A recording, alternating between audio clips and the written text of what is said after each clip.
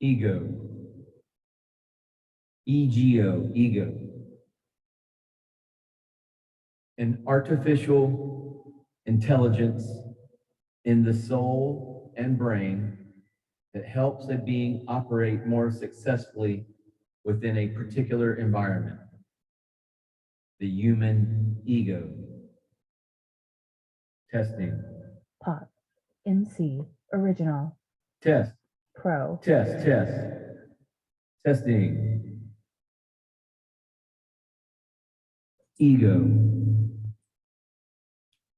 The environment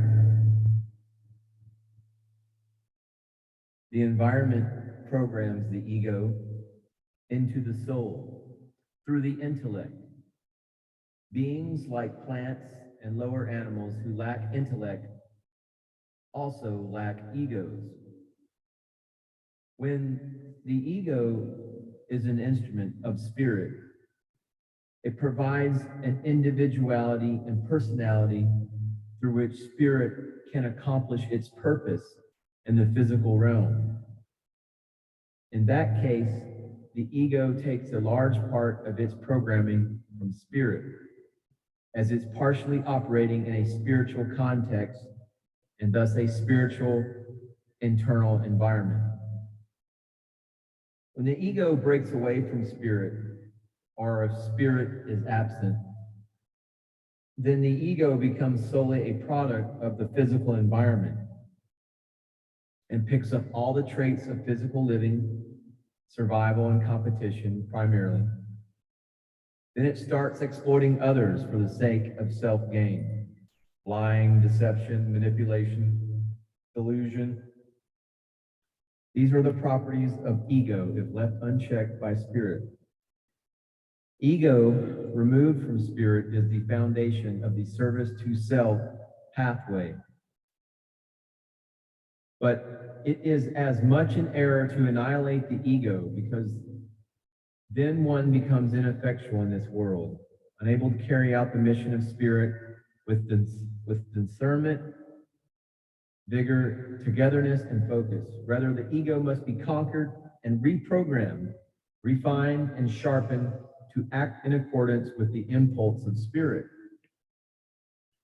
Now, bear with me one moment.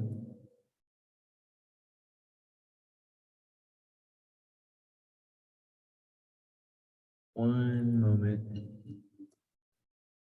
I want to share a prayer with you that each morning when you get up,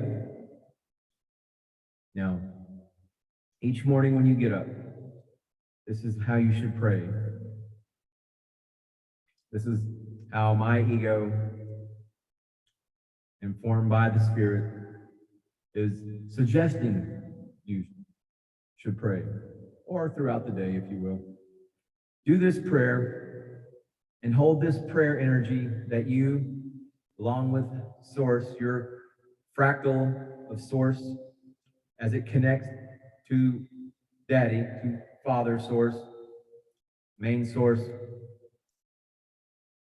Do this prayer and hold this prayer energy throughout the day when you connect with Creator Source from infinite intelligence. Begin with your thumb. The thumb represents who you serve.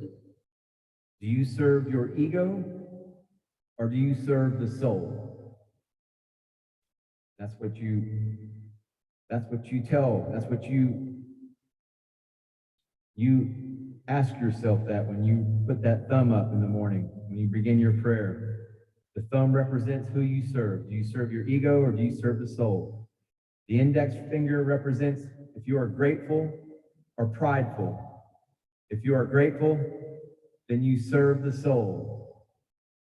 You know, you're on fire. You woke up and you're just grateful to be alive. That sun's coming up, the rays coming in your eyes and just lighting all your nagas up. Your chakras are spinning. You're grateful. That's what that index finger is about. If you're grateful or prideful. If you're grateful, then you serve the soul. The middle finger, well, it represents purity and innocence. And that is how we serve. That is how we serve Source, through purity and innocence. And the ring finger represents love and trust. That is how you obtain purity and innocence, through love and trust, trusting in Daddy, trusting in Source, trusting in Mama, Mother Source. However you want to view Source, it's without gender. It's just love. It's all sources. The force from Source is nothing but unconditional love. And by trusting the guidance of the heart center, you can maintain your purity through your heart chakra. That is all through the heart center, will not lead you astray.